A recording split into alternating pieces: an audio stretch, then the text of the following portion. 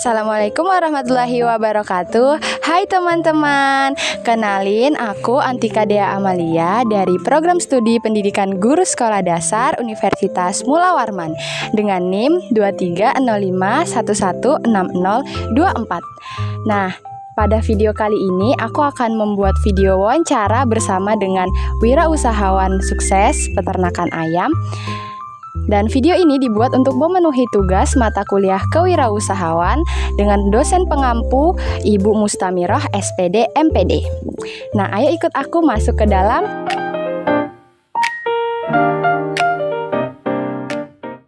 Oke, di sini saya udah bersama dengan salah seorang wirausahawan di bidang peternakan.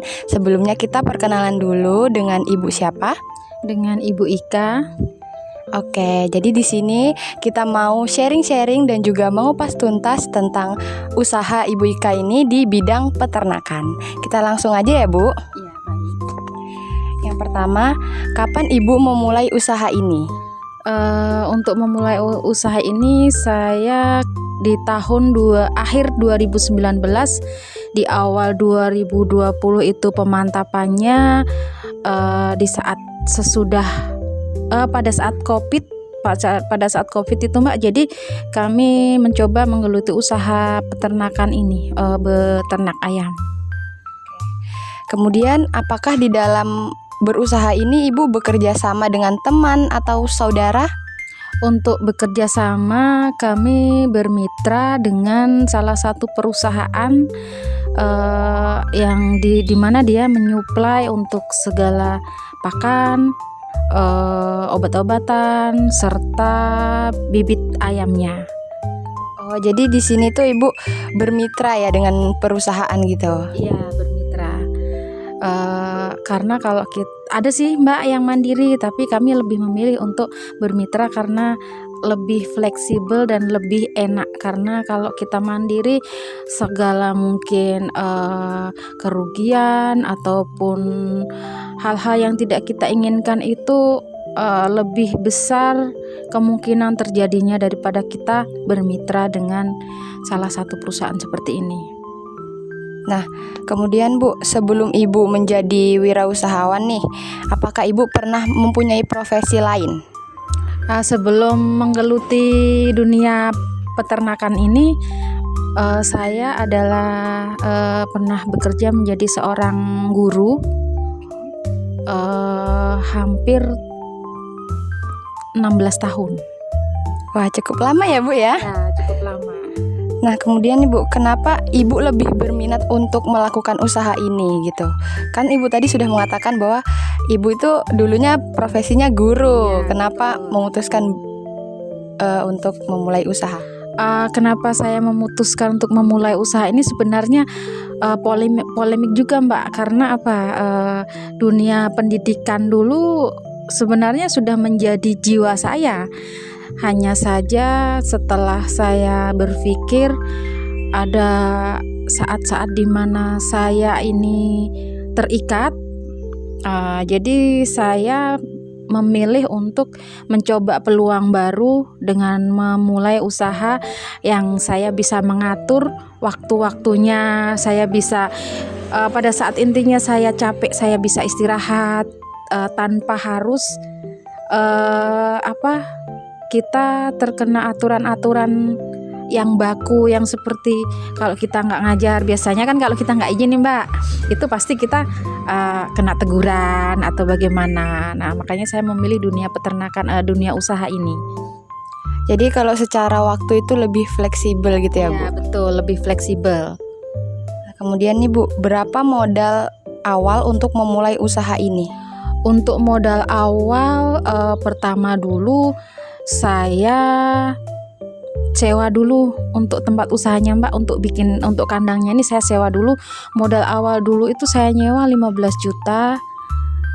Nah, setelah itu berjalan 1 tahun kami mencoba untuk membuat sendiri dengan modal awalnya 300, kurang lebihnya 300 juta.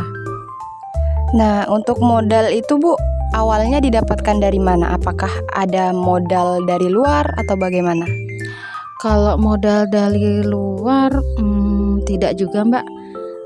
Waktu itu modal yang 15 juta itu karena kami memang mulai dari nol. Jadi ada kami pinjam dengan saudara. Setelah itu dalam jangka satu periode siklus ayam ini panen, kami kembalikan. Oh, jadi ibu ini modal awalnya memang dari pinjaman ke saudara ya? Nah, selanjutnya tadi kan ibu mengatakan ibu membuat kandang sendiri. Nah, ibu membuat kandang sendiri itu kan modalnya sekitar 300 sekian ya. Iya. Nah, itu didapat dari mana Bu? Apakah pinjaman juga atau setelah dari keuntungan ibu yang sebelumnya? Kalau untuk modal yang saya membuat kandang itu, karena memang Mbak, kalau kita bermitra dengan perusahaan itu kita harus menyediakan tempatnya. Jadi kami berpikir kalau kami sewa, otomatis keuntungan kami ini habis untuk sewa saja. Jadi pada saat itu, di saat kami masih nyewa, keuntungan itu kami alihkan untuk membuat kandang. Jadi bertahap kami Mbak membuatnya itu hampir 1 tahun kandang itu baru berdiri. Dengan setiap ada keuntungan kami belikan dulu kayu, kami belikan dulu atap, kami belikan dulu perlengkapan seperti itu Mbak. Jadi prosesnya memang luar biasa, 1 tahun kami baru bisa mendirikan kandang ini tanpa kami pinjam ke bank ataupun ke saudara atau kemana. Jadi itu murni dari keuntungan kami menyewa kandang. Oke, berarti memang dari keuntungan yang sebelumnya ya Bu? Iya betul. Selanjutnya, langkah apa saja yang ibu gunakan untuk menarik pelanggan sebanyak-banyaknya? Mungkin kalau dalam hal ini ibu kan peternak ayam, mungkin dari segi penjualannya gitu Bu. Baik, kalau dari segi penjualannya untuk menarik minat pelanggan itu ya dengan cara kita ini menyediakan ayam yang sehat, ayam yang gemuk, yang memang daging pedaging kan, kami memang fokus di pedaging Mbak. Jadi kalau untuk menggait pelanggan itu tugas dari perusahaan, karena untuk penjualannya sudah diatur oleh perusahaan Mbak. Kami tidak menjual sendiri. Jadi intinya penjual yang datang itu memang arahan dari perusahaan. Oke, jadi memang dari perusahaan itu udah ada mana-mana nama-nama yang nantinya akan jadi pelanggan ibu gitu. Iya, memang sudah ada. Jadi sama untuk penjual itu juga mereka bermitra seperti kami peternak seperti ini. Selanjutnya nih Bu, dari pukul berapa usaha ibu ini dibuka serta ditutupnya? Mungkin kalau dalam hal ini tuh bagaimana sistem pemeliharaan dan perawatannya sehari-hari gitu Bu? Baik, kalau untuk memulainya, kita ini kan melihat Mbak, kalau ayam ini kan datangnya tidak pasti. Terkadang bisa mungkin pagi, siang, ataupun malam, tengah malam, bahkan subuh. Jadi pada saat datang itu dia masih bentuk bibit yang kecil. Nah, jadi untuk perawatan kami ini kalau memang dia sudah sampai kandang, mulai perawatannya dengan kita menyalakan pemanas, dengan itu langsung ya Mbak ya, begitu ayam datang, yang ayam yang kecil baru ditetaskan itu kita nyalakan pemanas. Boleh pakai pemanas secara manual, dengan arang, dengan gas, dengan Remington, itu bisa. Jadi kalau kita mulainya untuk perawatannya pagi jam 7 itu ada pengobatan mungkin vitamin apa yang kita berikan ya Mbak ya. Nah kemudian untuk ayam kecil kita harus rajin membangunkan ayam minimal setiap 2 jam sekali. Nah untuk ayam besar kita tinggal mengikuti saja. Ayam besar mungkin bisa 4 jam atau 5 jam sekali. Nah kita memang untuk penjagaan ayam ini kelihatannya mudah Mbak, tapi kita dalam 1 hari 1 malam kalau bisa kita tetap kontrol. Jadi sampai terus berulang-ulang seperti itu. Oh Oh, jadi memang harus ini ya Bu, setiap hari itu harus ada controllingnya. Harus ada. Kemudian di sini apakah Ibu menggunakan pegawai atau bekerja sendiri? Kalau pegawai yang tetap kami menggunakan satu orang, karena ayam ini kan saya meliharanya satu kandang ini 8.000 ekor Mbak ya. Jadi kalau saya pribadi saya tidak mampu ya kan. Jadi saya mengambil satu pegawai tetap. Kemudian pada saat untuk panen itu saya ambil tenaga lagi 2 orang. Jadi kemudian saat selesai panen, pembersihan untuk pupuk segala macam itu kita nambah lagi 2 orang, intinya pekerja lepas. Oh gitu ya Bu, jadi memang untuk pegawainya sendiri hanya satu. Kemudian nih Bu, dalam merekrut pegawai sendiri apakah ada kriteria khusus dari Ibu? Kalau kriteria sih Mbak, sebenarnya tidak ada, cuma kita mencari memang pekerja yang memang dia benar-benar mau bekerja, karena tahu sendiri Mbak, pekerjaan di ayam ini kan banyak dengan hal-hal yang mohon maaf dianggap kotor kan. Jadi kita memang cari orang yang benar-benar mau bekerja keras, itu saja. Kalau untuk mungkin keahlian nanti bisa sambil jalan sambil kita kasih tahu seperti itu. Oke, jadi yang terpenting tuh memang harus punya keinginan untuk bekerja ya Bu ya. Betul. Selanjutnya nih Bu, berapa rata-rata omset yang Ibu dapatkan per bulan? Kalau untuk omset ini keuntungannya atau omset semuanya Mbak? Omset semuanya? Omset semuanya dalam satu kali panen itu 300 juta lebih untuk penjualannya. Nah, apakah dari itu kan tadi omset keseluruhan ya Bu? Iya, apakah ada pengeluaran lain gitu Bu, yang akhirnya yang pendapatan bersih Ibu deh berapa gitu? Oh, kalau untuk pendapatan bersih, karena kan kami ini bekerja sama, jadi intinya 300 juta lebih itu kan dari penjualan ayam. Nah, untuk penjualan itu kan dikelola perusahaan Mbak. Jadi perusahaan itu juga kan dia menyuplai seperti pakan, bibit, obat-obatan yang saya bilang tadi kan. Nah, dari nominal penjualan yang 300 juta itu 300 juta lebih ya, itu nanti dikurangi jumlah pakan, bibit, obat yang sudah dikirim ke kandang. Nah, nanti sisa dari kelebihannya dari itulah menjadi keuntungan saya sebagai pihak kandang.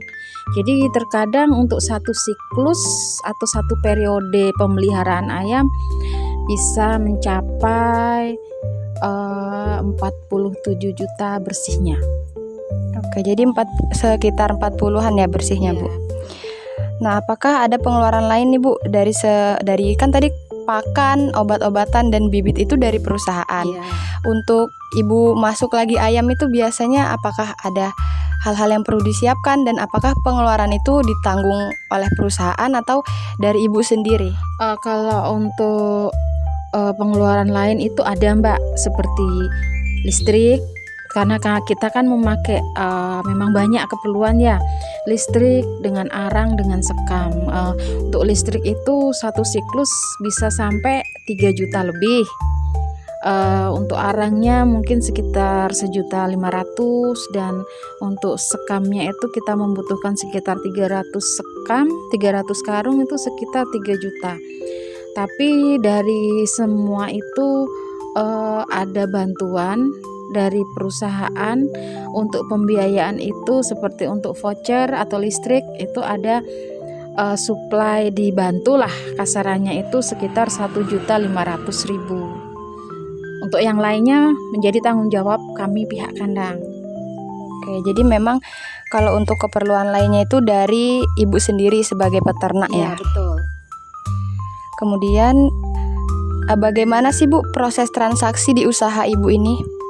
Untuk proses transaksinya biasanya setelah selesai panen semua, ataupun saat pembelian, saat bakul, kami katakan bakul Mbak ya, bakul ayam yang datang itu, mereka mengambil ayam, mungkin dalam satu mobil itu bisa 900 ekor, 1000 atau 700 ekor. Nah, setelah kita timbangkan kan ketahuan nih Mbak berapa ton mereka bawa. Nah, setelah itu kita dari pihak penimbang perusahaan kan ada datang. Pihak penimbang perusahaan nanti mengirim nota ke perusahaan, ke kantor. Jadi pihak kantor nanti melakukan penagihan ke si bakul ini tadi. Jadi proses transaksinya seperti itu Mbak. Jadi memang nanti transaksinya tuh antara ibu dan perusahaan gitu ya?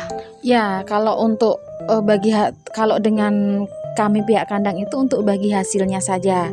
Kalau untuk transaksi yang seperti penjualan apa itu semua masuk di perusahaan. Begitu. Nah, apakah di sekitar usaha ibu ini ada usaha lainnya yang serupa gini Bu? Terus layanan seperti apa yang bisa ibu berikan agar pelanggan itu tetap memilih produk yang ibu tawarkan? Kalau di sekitaran ada, bahkan kami berdekatan Mbak, tapi kami beda perusahaan, kami beda mitra. Jadi kalau untuk persaingan yang katakanlah persaingan Mbak ya, itu untuk kami tidak ada karena masing-masing perusahaan itu mempunyai bakul sendiri. Jadi intinya pada saat panen pun ya sudah masing-masing kami kelola usaha masing-masing begitu. Jadi memang setiap peternak tuh punya perusahaan mitra, perusahaan yang berbeda-beda. Ya, ada yang berbeda, ada yang sama, tergantung dari kenyamanan sebagai peternak sendiri. Oke, biasanya nih Bu, antar perusahaan yang berbeda itu apa sih Ibu punya kriteria khusus nggak untuk memilih mitra usaha? Ada sih Mbak, sebenarnya tergantung kenyamanan kita sebagai peternak. Dan lagi ada poin-poin mungkin di situ di perusahaan yang satu ini perhitungannya bagi hasilnya seperti ini, di perusahaan yang satunya seperti ini. Jadi kita sebagai mitra kita bisa memilih mana yang kita rasa lebih nyaman. Begitu saja sih Mbak untuk kemitraan itu. Oke. Selanjutnya di dalam usaha ini apa suka dan duka yang pernah Ibu alami? Kalau sukanya ya saat kita menerima bagi hasil ya Mbak ya. Nah, kalau dukanya itu di saat kandang perlu perbaikan, bocor, pada saat hujan, ayam basah, kemudian ada trouble-trouble yang lain, mungkin saat mati lampu, genset tidak bisa nyala, seperti itu yang menjadi dukanya Mbak, karena beresiko ya, karena kita memelihara barang bernyawa. Jadi kalau kita ini kurang hati-hati bisa fatal, itu saja. Selama Ibu berusaha nih, Ibu pernah nggak mengalami gagal panen? Pernah Mbak, itu pernah mengalami gagal panen. Pada saat itu memang benar-benar kami tidak dari perusahaan minus Mbak, dan kami tidak mendapatkan hasil sama sekali, tidak mendapatkan bagi hasil sama sekali. Akhirnya untuk memulai di periode berikutnya kami terpaksa mengeluarkan modal sendiri. Nah, bukan minus tuh tadi Ibu bilang. Ya. Kalau minus begitu tuh apakah artinya Ibu ini punya tanggungan atau hutang ke perusahaan mitra yang Ibu ini? Kalau minusnya itu dalam taraf wajar dan dalam taraf itu tidak mencurigakan ya Mbak ya, karena terkadang ada nih peternak yang nakal, dia menjual ayam sendiri, menjual pakan sendiri, akhirnya kan perusahaan yang rugi. Nah, itu perusahaan pasti tahu. Tapi kalau minusnya memang benar itu minus yang memang murni karena ada trouble di kandang, itu tidak mengganti sama sekali. Oke. Selanjutnya, apa keinginan Ibu untuk usaha ini ke depannya? Untuk keinginan saya merasa usaha ini yang paling nyaman saya geluti saat ini. Saya punya keinginan untuk mencoba mengembangkan lagi, menambah lagi supaya nanti ini bisa menjadi usaha keluarga yang bisa saya turunkan ke anak-anak saya, Mbak. Amin. Nah, selanjutnya nih Bu, apakah Ibu punya cabang lain selain yang dikelola saat ini? Untuk sementara dulu kami pernah punya cabang, Mbak, saat kami masih nyewa. Tapi karena keterbatasan waktu ya, kami tidak bisa ngecek setiap harinya. Jadi kami cuma percaya dengan yang jaga kandang, akhirnya malah merugi. Jadi untuk sementara ini kami fokus di satu tempat saja ini. Tapi untuk kedepannya pasti punya keinginan untuk menambah cabang. Kalau keinginan pasti ada, Mbak. Karena apa? Karena kan ini untuk usaha keluarga lah. Jadi semisalnya nanti saya sudah tua, ada anak-anak saya yang mereka bisa meneruskan kan. Jadi bisa untuk menjadi usaha anak-anak juga nantinya.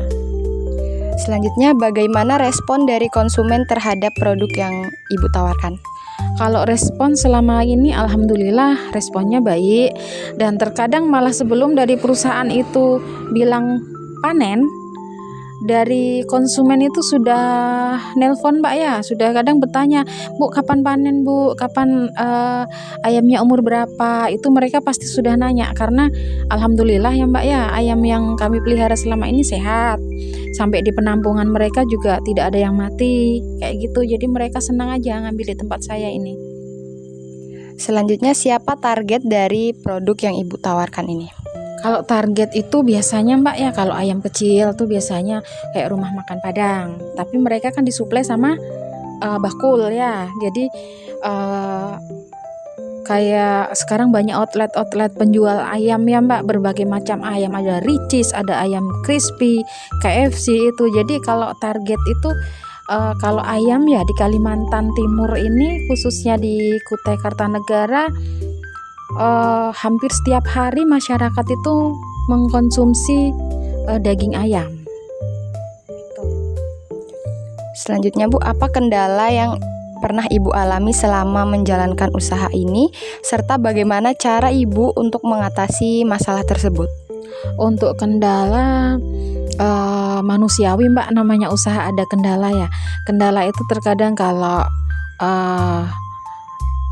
karyawan mulai down ataupun capek kan, jadi kita ini sebagai pemilik harus bisa memberikan motivasi ke mereka. Kita bisa melihat apa mau mereka, jadi kita tidak serta-merta. Kadang kalau memang ada kendala di kandang, kami cari solusi sama-sama, antara saya sebagai pemilik dengan pekerja. Sebenarnya kenapa sih terjadi kendala seperti ini? Mungkin kenapa sih dinamonya atau blowernya tidak berputar, tidak angin ini kurang, apa kendalanya? Apakah ketutup angin di depan atau bagaimana? Jadi kami cari solusi sama-sama, seperti itu Mbak. Nah, selanjutnya nih Bu, penghasilan seorang wirausaha kan itu tidak menentu. Hal apa yang akhirnya membuat Ibu tuh selalu optimis? Kalau saya kenapa selalu optimis Mbak ya, berbeda ya Mbak. Kalau dulu waktu masih menjadi guru, kita kan tahu nih penghasilan kita dari sertifikasi, dari impasing, dari apa itu kan sekian juta gitu. Sedangkan kalau kita memulai usaha seperti ini kan, kita berusaha ada usaha seperti ini, kita kan tidak bisa memastikan setiap bulannya itu kita mendapatkan sekian. Tapi kita harus, saya optimisnya itu, kita harus selalu berusaha. Setelah kita berusaha, untuk hasil kita serahkan saja. Intinya kita serahkan itu, kita pasrah lah Mbak. Jadi apapun yang kita dapat, kita syukuri, begitu saja. Jadi target-target saya seperti itu saja Mbak. Jadi memang Ibu percaya ketika kita melakukan sesuatu yang baik, sesuatu itu dengan maksimal, maka hasilnya juga akan maksimal. Betul. Selanjutnya nih Bu, bagaimana upaya Ibu agar usaha ini semakin berkembang serta bertahan dari pesaing-pesaing lainnya? Kalau upaya ya, kita tinggal meningkatkan kinerja karyawan, kemudian menjaga lingkungan, menjaga kebersihan kandang, menyiapkan segala keperluan-keperluan yang untuk di kandang supaya pada saat kita pemeliharaan ayam kita maksimal, Mbak. Tanpa kita didukung hal-hal seperti itu, kalau kita cuek, kadang saat pembersihan pupuk tidak dikeruk, kan itu nanti berakibat di siklus berikutnya ayam menjadi kurang maksimal. Selanjutnya, ini terakhir ya Bu, apa kiat-kiat atau pesan yang ingin Ibu sampaikan bagi orang-orang yang ingin membuka usaha seperti Ibu? Kiat-kiat saya, jangan takut mencoba, jangan takut gagal, karena tanpa kita mencoba kita tidak tahu di mana letak kegagalan kita. Jadi ayo, siapapun bisa untuk melakukan usaha, geluti usaha, dan di mana letak kemampuan kalian itu, maka kalian akan menjadi manusia dan orang yang sukses dan bisa berguna untuk masyarakat di sekitar kalian. Oke, itulah tadi wawancara kita bersama dengan Ibu Ika, seorang wirausahawan sukses di bidang peternakan ayam. Jadi pesan dari Ibu Ika adalah untuk menjadi wirausahawan yang sukses, kita itu tidak boleh takut gagal dan harus selalu berani mencoba.